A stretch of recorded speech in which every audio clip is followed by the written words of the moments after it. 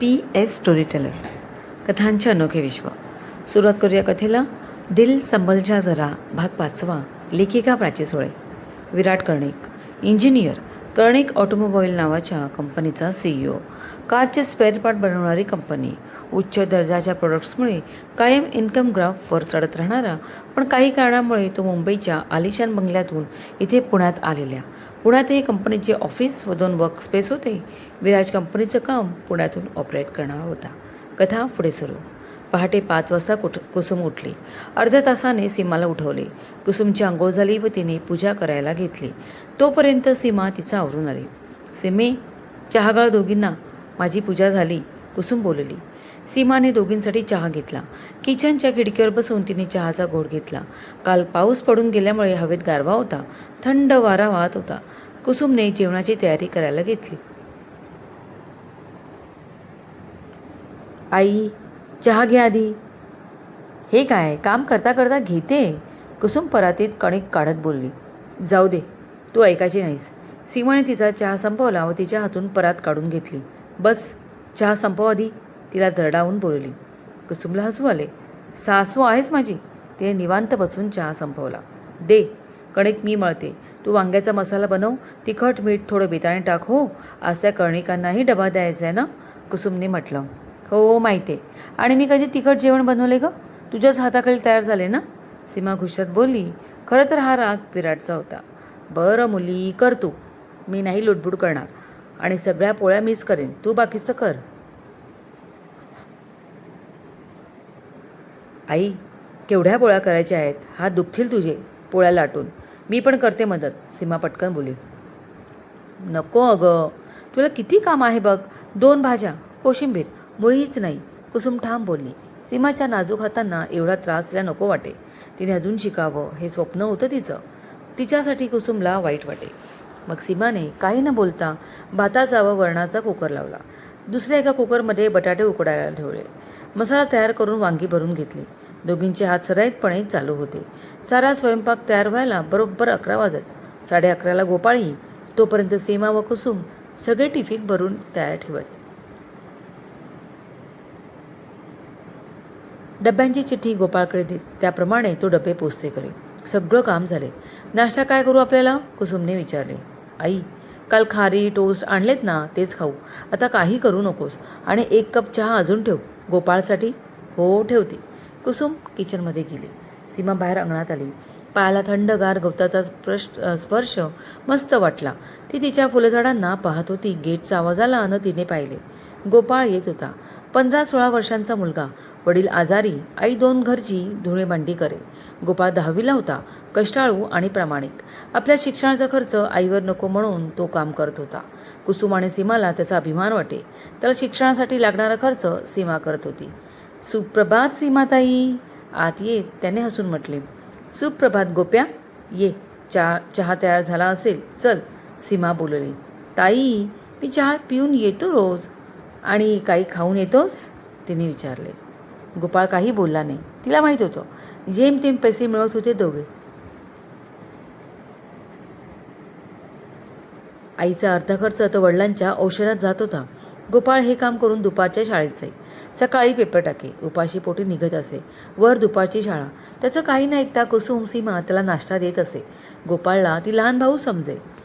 या दोघे पटकन, कुसुमने आवाज दिला. दोघे ओट्यावर आले. कुसुमने तिघांचे चहाचे पेले व टोस्ट खारी बाहेर आणली. ये गोपाळ, बस. त्याला चहा व टोस्ट खारीने भरलेली डिश देत कुसुम बोलली. गोपाळला भरून आले. त्या दोघे किती मायेने करत होत्या त्याचं. सीमा त्याचा अभ्यासही घेत असे. तिघांनी चहा टोस्ट खाल्ले. कुसुमने गोपाळला टिफिनची पॅक दिली. गोपाळ, हा नवीन पत्ता आहे. यांच्याकडे आजपासून डबा द्यायचा, 2 वेळेचा, कुसुम म्हणाली. अरे वा, ओके मावशी, गोपाळ हसून बोलला.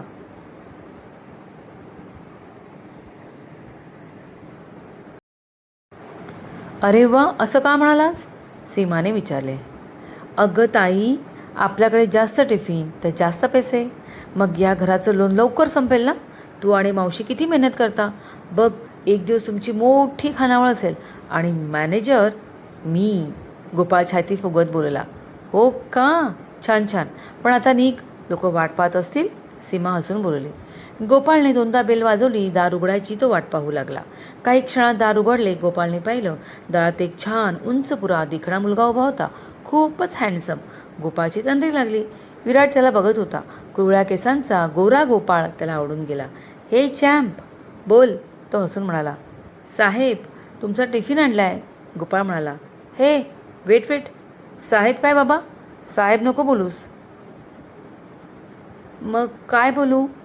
गोपाळ बिस्कत बोलला.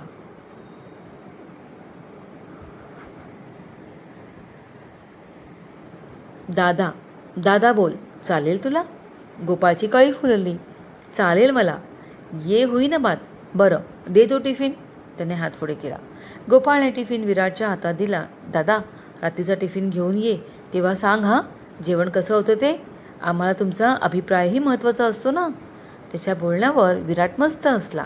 त्याचं मार्केटिंग स्किल आवडलं त्याला. तुझं नाव, वय काय आणि काय करतोस? दादा, माझं नाव गोपाळ, 15 वर्षांचा आहे, 10वीला आहे. बेस्ट.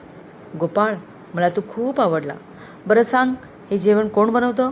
विराटने मुद्दाम त्याला विचारलं. कालची ती एक्सक्यूज गर्ल समोर आली. कुसुम मावशी आणि सीमाताई, दोघी. तो म्हणाला. अच्छा, म्हणजे मॅडमचं नाव सीमा आहे तर. विराट हसला. त्याने टिफिन घेतला. हाताला गरम लागला. चॅम्प, 1 मिनिट थांब, असं म्हणून तो आत गेला. 2 मिनिटांनी बाहेर आला. हे तुझ्यासाठी. विराटने बॉलपेनचा 6चा सेट त्याला देत म्हटले.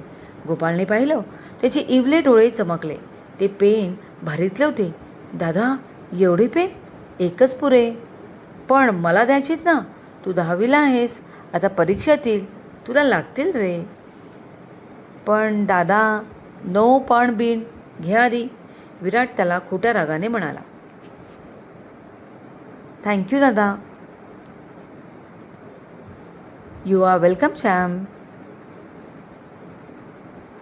माझे नाव गोपाळ आहे. असू दे, नावात काय आहे? विराट असे म्हणाला आणि काल सीमाने म्हटलेलं वाक्य त्याला आठवले. तो हसला. मी तुला सर्वात आधी काय नावाने हाक मारली? चॅम्प ना.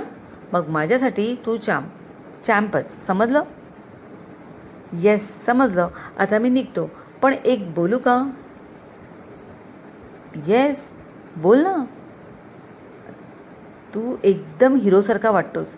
मी मुद्दाम बोलत नाही दादा, पण तू खरंच तसा दिसतोस. गोपाळ घाबरून बोलला. विराट गडगडाटी हसला. समजलं. रात्री 8ला येतो, बोलून गोपाळ निघून गेला. गेट लावलं व दिसेनासा झाला. हसतच विराटने दार लावून घेतले. त्याच्या मोबाईलवर मेसेजचा बीप आला. कौशिक ग्रुपच्या CEO राजकमल यांच्याशी त्याची झूम मीटिंग ठरली होती. त्याने पटकन लॅपटॉप उघडला. सीमाताई, पिशवी ठेवले झोपाळ्यावर, येतो मी, संध्याकाळी 8ला येतो. गोपाळ ओट्यावर उभा राहून बोलला व जायला वळला. ए गोप्या, थांब, आलेच मी. आतून सीमाचा आवाज आला. काय ग ताई, माझं नाव गोपाळ आहे आणि तू गोप्या म्हणतेस? तो हिरमुसला. वाह रे बेट्या, एवढे दिवस काही नाही वाटलं आणि आज बरे नाक लाल झाले. सीमाने तिचे भुरे डोळे बारीक करत विचारले. ताई, ते नवीन साहेब आलेत ना, विराट कर्णिक. त्यांचं काय? सीमाने कान टवकारले. ते मला काय हाक मारतात माहिती आहे? नाही माहीत, तूच सांग. ती गुरकावली. चॅम्प म्हणतात. आणि हे बघ काय दिले, असं म्हणून त्याने विराटने दिलेला पेनसेट दाखवला. सीमाला त्याने दिलेली वस्तू मनापासून आवडली. त्याने उत्तम भेट दिली होती गोपाळला. खूप छान, खूप लिही या पेनाने, ती बोलली. हो, परीक्षेला हेच पेन वापरेन. ताई, निघतो मी, शाळेत जायचे. हा डबा घे. सीमाने त्याच्या हातात डबा दिला. तो गोड हसला व डबा घेऊन पळाला. धावणाऱ्या गोपाळकडे ती बघत राहिली व मनात कुठेतरी विराटने पुन्हा जागा मिळवलीच. क्रमश. कथा कॉपी करण्यास सक्त मनाई आहे. कथेचे सारे हक्क लेखिकेकडे सुरक्षित. खूपच उशीर झाला होता आणि थोडी डोळ्यांवर झोपही होती, म्हणून मागे पुढे शब्द झाले. त्यामुळे मनपूर्वक सॉरी. धन्यवाद.